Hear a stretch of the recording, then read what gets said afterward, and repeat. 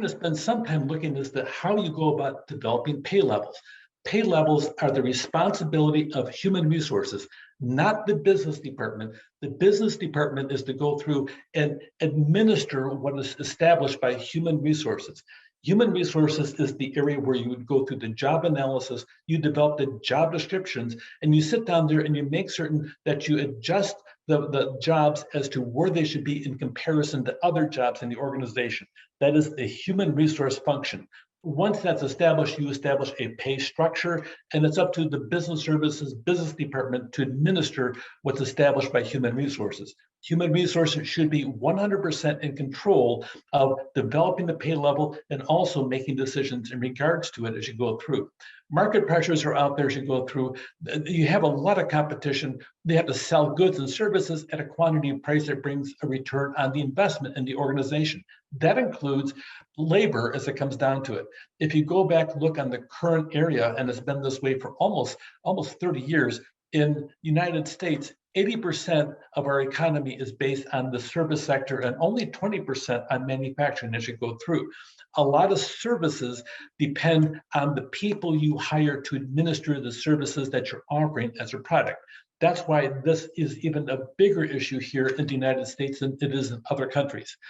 Sometimes you have to place an upper bound on labor costs and compensation. It could be direct, indirect payment, staffing levels as you go through. Make certain that you are really in the labor market competition. You don't want to sit there be way below everybody else. And sometimes you want to be at the current compensation level for comparable skills, but also just a little bit higher than everybody else and have a few things that make you stand out as you go through. Anytime there's a labor shortage or a surplus, it's going to influence pay levels. Sometimes you have these giant recessions that happen and that'll affect you as you go through. Sometimes recessions or economic surpluses can sit down there and have an inverse impact on your organization. It really depends. Most businesses, as you go through, during a recession, their budget tanks as you go through because they lose revenue. In the area of education, of all things, we are an economic inverse institution. When people can't find work, they come back to us and they're looking for additional training. So every time we have a recession or an economic downturn, you will see higher education then has a large influx of people coming in. At the same time, the state is cutting the budgets as you go through. So it's kind of a strange conundrum that higher education finds itself in. Then when the economy is booming, students are not coming back. So we have the opposite of we have less enrollment when the economy is booming and more enrollment when the economy goes down. So it could depend on your industry as you go through.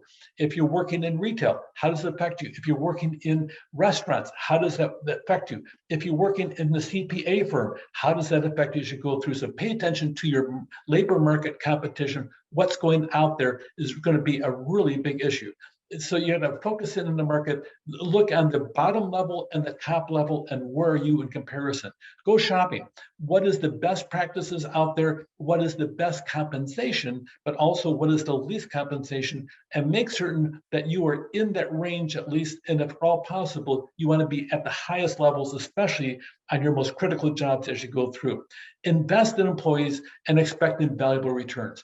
We've talked about staff development. I'm telling you that if you're going to sit down there and expect to have great employees, you develop them, even sometimes at the cost of you train them and they go get a job at someplace else. Yes, there is a price for that, but make certain you're training them. They know that you care about them. They know you're developing them. And also, once you have that plus a good compensation package, they will be invaluable long-term to your organization as you go through.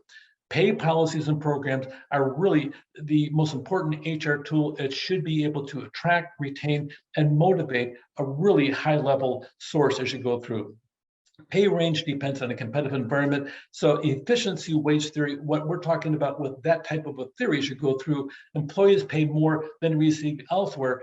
In theory, they'll put forth the effort to retain good jobs as you go through. The more money, the better off. That's not always the case, but if money is the key indicator to them and you have a solid benefit package and well-trained employees and excellent supervisors, and by the way, who you work for is a big deal as you go through. That also will play a big role as to what the employees are doing. So supervisory training is a big deal.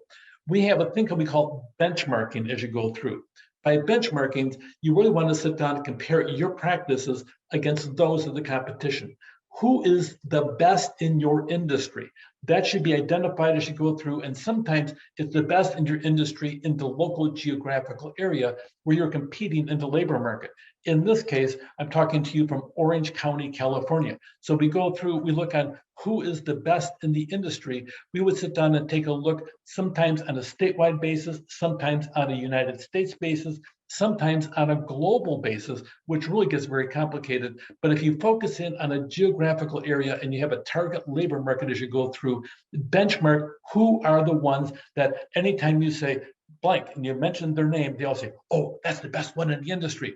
That is going to be your benchmark at your high end as you go through. What are they paying employees that do comparable things as you go through? And then which employers should you survey as you go through? You create a market basket of people that are comparable to you. You also want to know who is paying the least out there and develop a solid pay range. So find the best, benchmark that person.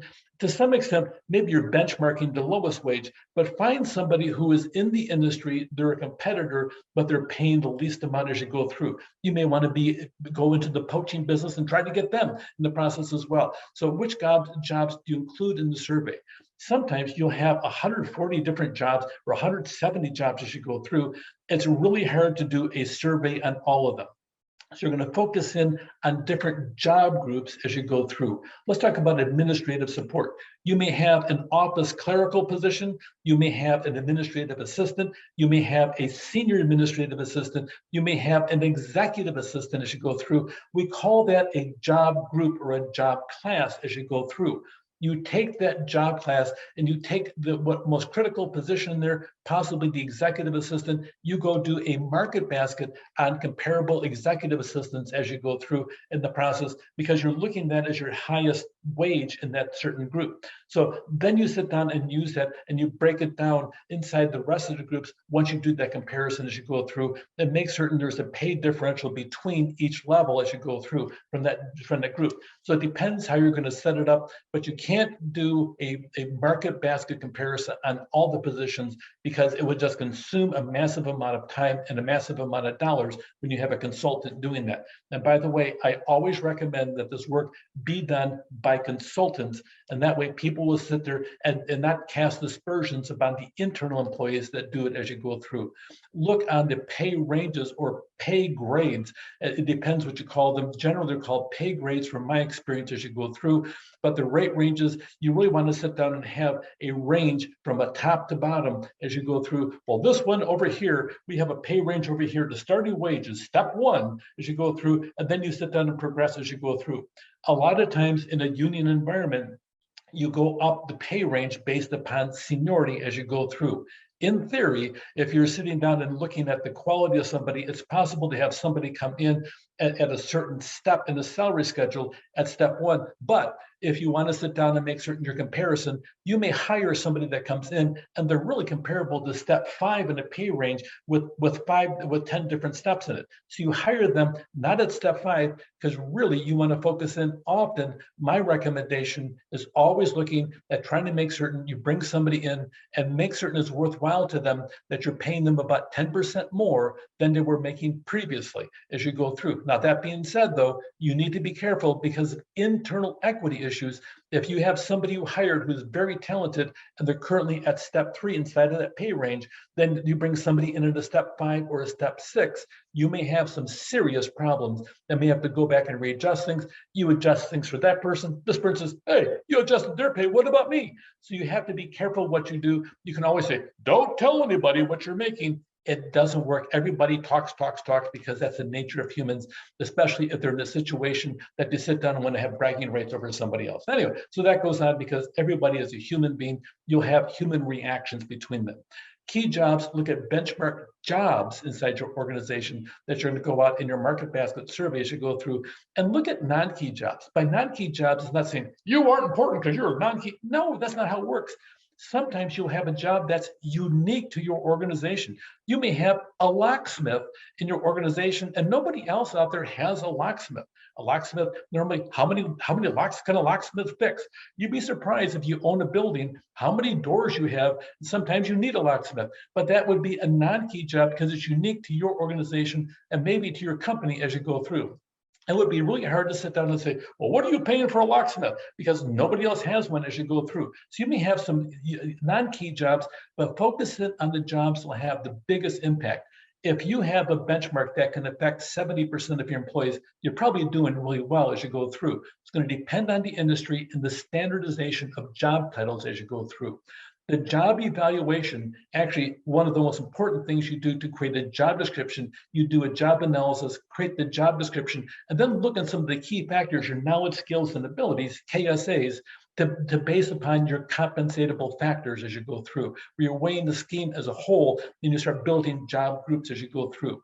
Sometimes you have a point factor system as you go through for they need to have this level of education, they need to have these kind of certifications or their equivalent, they need to have this over here as you go through. And then you can have weights based upon empirically that this is valued at this percentage over here. We're going to sit down and have a weight over here of 64% based upon the skills, because this is a high skill job. The knowledge may not be as essential, and the abilities, we can train them up as you go through. So it could be as to how you go about structuring it. If it's a unique job out there, people may not have the abilities, and it may require that you train them as you go through. Maybe you have a trainee wage to sit down there that they go through and have certain tests they have, and they can only take the test after 3 months on the job. It's expected that they have to sit down and have the ability after 9 months, but if they pass it after 3 months, then boom, they get a raise as you go through. You may have factors like that as you go through, but if you do, you make certain that it's clear to everybody why that person got a raise, because somebody who's not quite getting that ability level, they could be there 6 months waiting to sit down and get their 9 month as you go through, and you bump one person up because their abilities are better, that person will become angry at whoever sat down there and granted that raise. So be careful as you go through. Create a market basket. It's the best way to sit down and compare different things. Make certain you have a benchmark in that market basket as you go through, so you have a high level as you go through, but also include low levels so you have a good comparable range as you go through due to labor comparisons. And employees are really solid investments for the future of your company. Take care.